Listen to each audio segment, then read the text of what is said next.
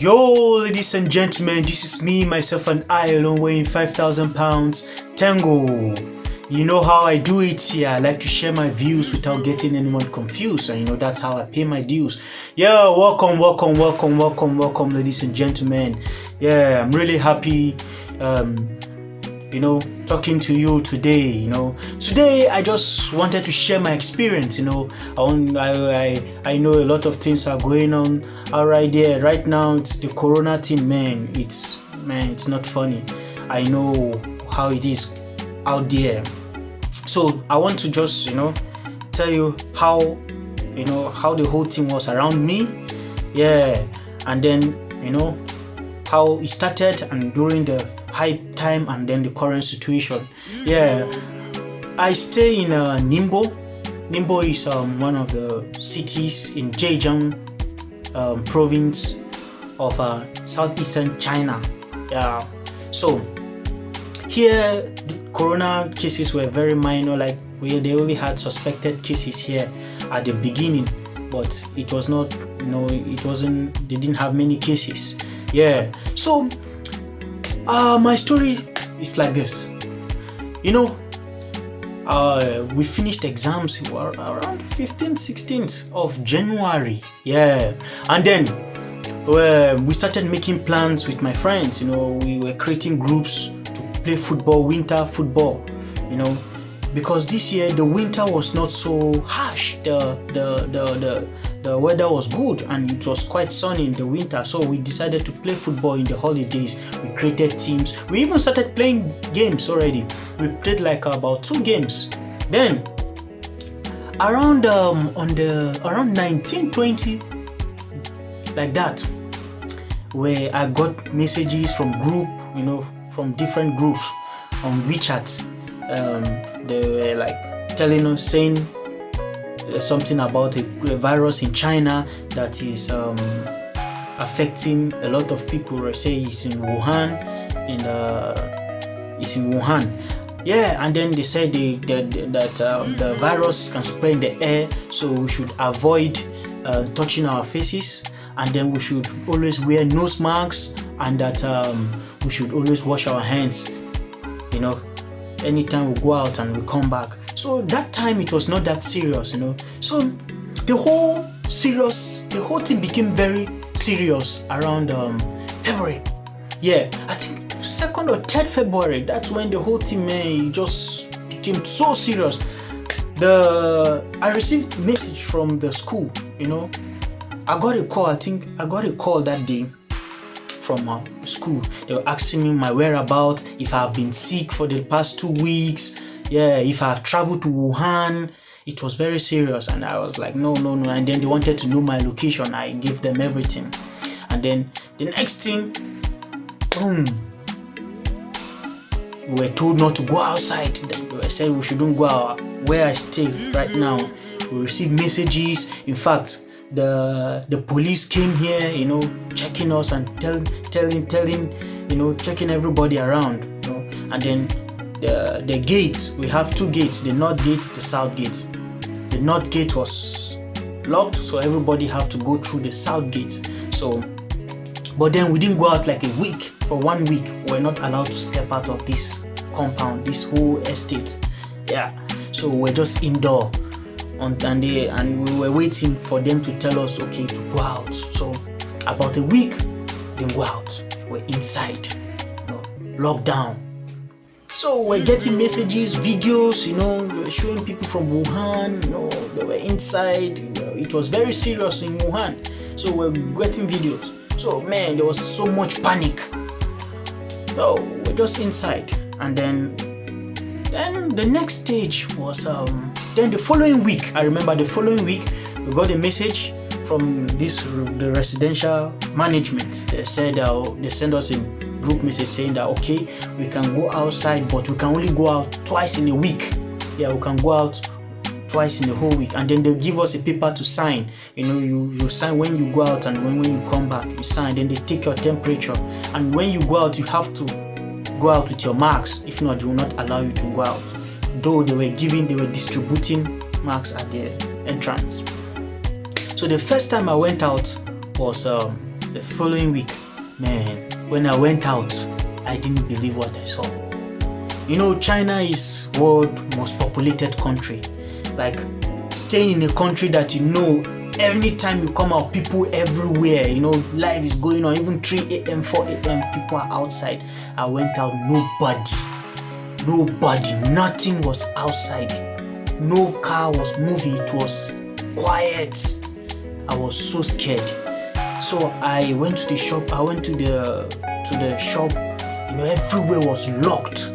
The only people I could see was the security man, and I'm telling you, I was scared. But then I went to the shop. We have this small shop behind, where I stay, and then they were the only ones open. Before you enter the shop, they will scan you. They will take your temperature. Yeah, they'll take your temperature to be sure that you are okay. Yeah. So if you're fine, you go in, get what you want. When you come back, they check you again. So it was that serious. And then after the third week, I think the mid-February, they allowed us to go out maybe like 3 times or 4. We were going out though. Yeah, but it was not as strict as before. Then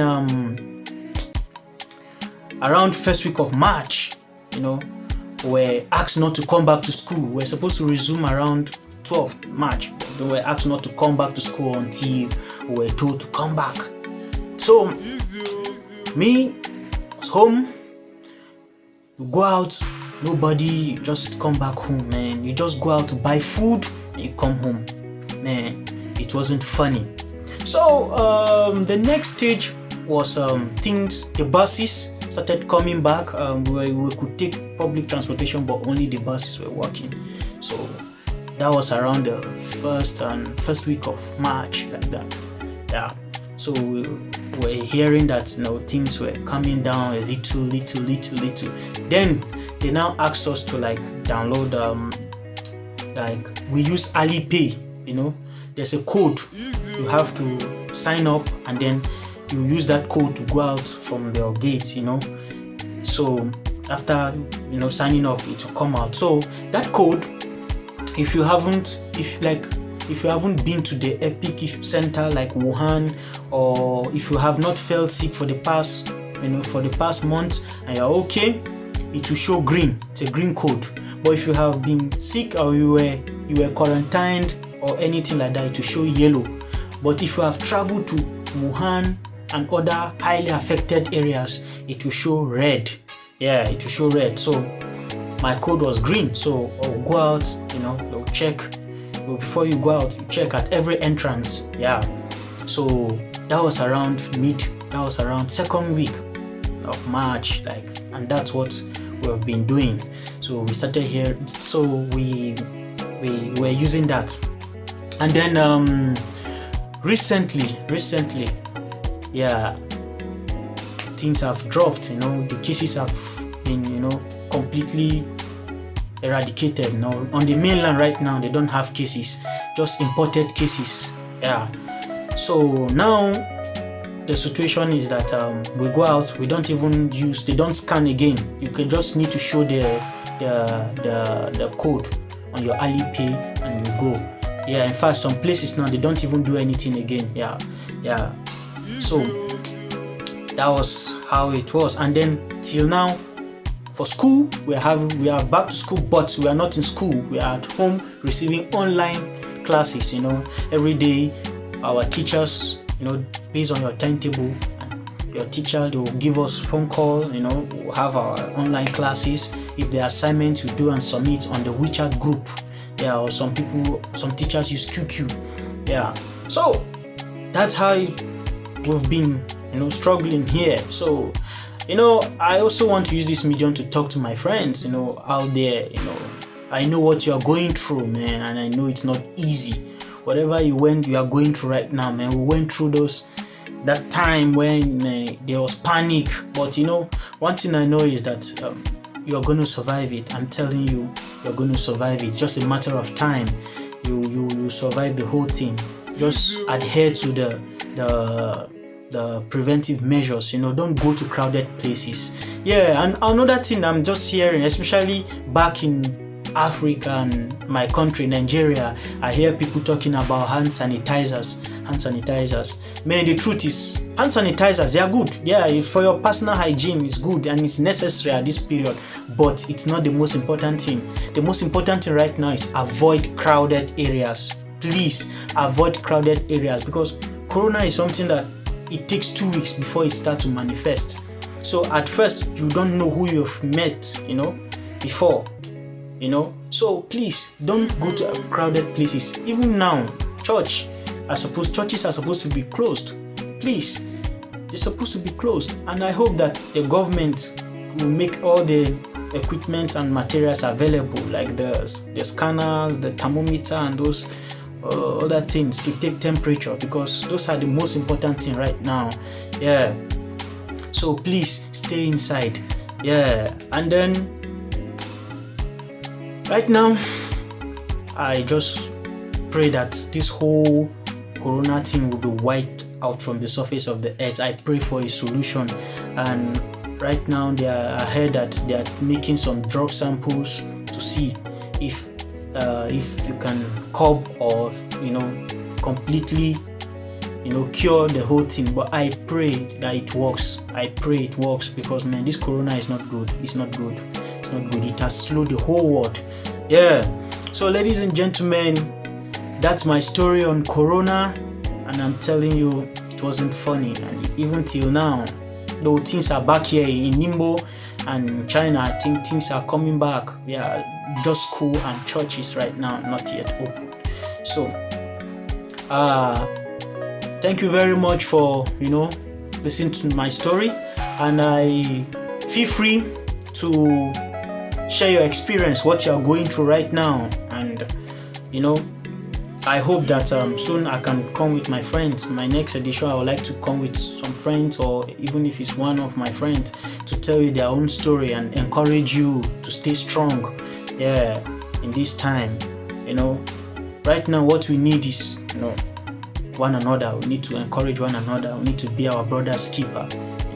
So please, if you have food stuff, share. If you have anything with right now, some basic utilities might not be enough to go around, please share what you have with your friend, with your neighbor.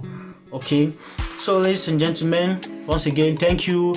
Please like and subscribe. I'll be bringing you different stuff. Sometimes I'll come as comedy, sometimes I'll come to just talk with you. Anything, I'll just share with you. Yeah, so it was nice sharing my experience with you, and I hope at least I encouraged you, and I pray that God will continue to protect you all. God will continue to guide us all and protect us. Okay, so I will see you next time. Take care of your care. Stay safe.